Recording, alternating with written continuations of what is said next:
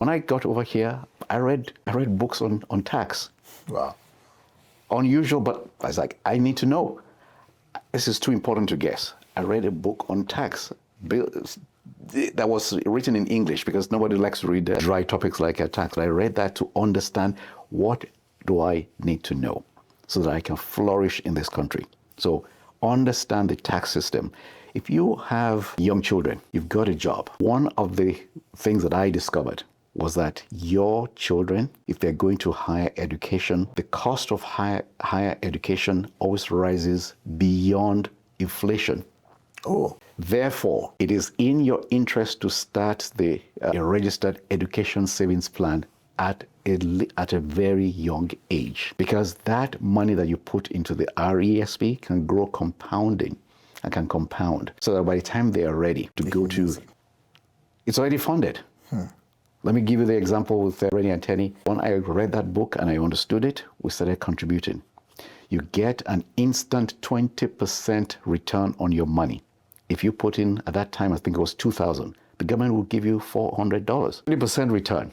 You're a numbers guy. You understand what I mean? Yes. So you get an instant return. Plus, the money now has an opportunity to work for you for many years.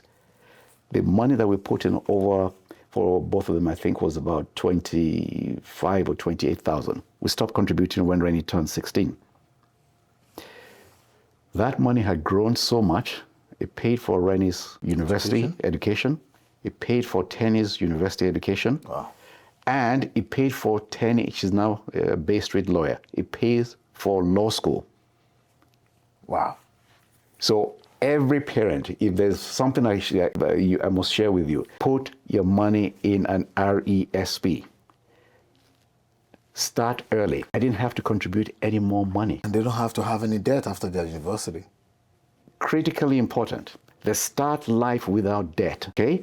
Starting your wealth journey after you graduated without having the albatross of debt is one of the biggest life hacks in Canada. And the government is saying to you, Bode, Aziz, please put money in here. We'll give you a 20% return. Wow. Don't turn away free money, okay? So that's, if there's anything anybody is listening to right now, put your money into an RESP. For your kids. I like self-directed RESPs because there are all kinds of packages that don't do as well, but I like self-directed RESPs. What does that mean? Okay, self-directed means you make the decision as to what to buy. Okay. I buy technology companies. I buy the NVIDIAs, I buy the Microsofts and things like that. They do historically much better. That's what I bought. I didn't buy any packaged products. I bought technology companies. My children's university was paid for by technology, okay? And I would thoroughly recommend it to most people. I have one simple philosophy when I'm buying technology. I invest in the best and I leave the rest alone. Invest in the best and leave the rest alone. You want quality companies, you want market leaders that have defensible moats, that have fortress balance sheets, like a Microsoft, like NVIDIA. You want companies with visionary leadership. You want to be part of those companies.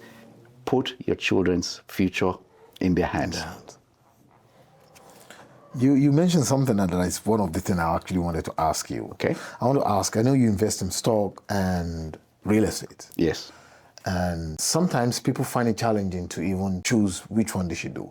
What's your strategy of investing? Do you invest based on I know now you invest a lot in technology stocks, but do you choose which one to invest, either real estate or stock, based on the market, or you just have a strategy that you go with to be concurrently in both? Okay. Let me preface this by saying I've been doing this for 30 plus years, so I have a bit of an advantage. Yes. When I started off with purely stocks. If I was to do it again today, I would do it exactly the same way. Okay. I would invest in the stock market first. The stock market is the seed for bricks and mortar. Because the money that you put in, let me give you this example. If you bought shares of NVIDIA, say you had $5,000 and you bought shares of NVIDIA 2 years ago, $5,000 is probably worth 15, maybe 20,000 today. to save up 20,000 to have as a down payment for a piece of Ontario real estate in the economy that we're in is tough. Yes. It's tough. It is. So why not put it into a TFSA, the tax-free savings account? You grow the money tax-free, and that becomes a seed capital that buys you your home. Okay? But grow it in a tax-free, government-advantaged investment account. And when that grows, then you can buy whatever you want. But I understand the struggle. People come in here and they say, I want to buy my home, I want to show, I want to blow, and all this kind of stuff. They want to do that quickly. You can do that, but I would suggest that there's another way. And the other way is to learn about the stock market. We don't really understand fully the stock market and the power of the stock market. But the stock market is arguably, in my opinion, a better wealth accumulator than even real estate. Wow. Not many people will agree with me, but my experience tells me. I mean, you've done it. You are both. And you're saying the truth. People want to succeed, they have to listen. Rennie bought her first home. I saw the video. She bought her first home with technology. Yes. Her education was purchased with technology. Technology stocks. Invest in technology. It's always the first one out of the box. Is it still relevant to do that today, or you think they've left? Even more so today. Okay. Even more so with the look. We're in the midst of the greatest transformation in your lifetime and my lifetime. Artificial intelligence is not a passing phase. It's not a passing phase. It's going to make millionaires and billionaires.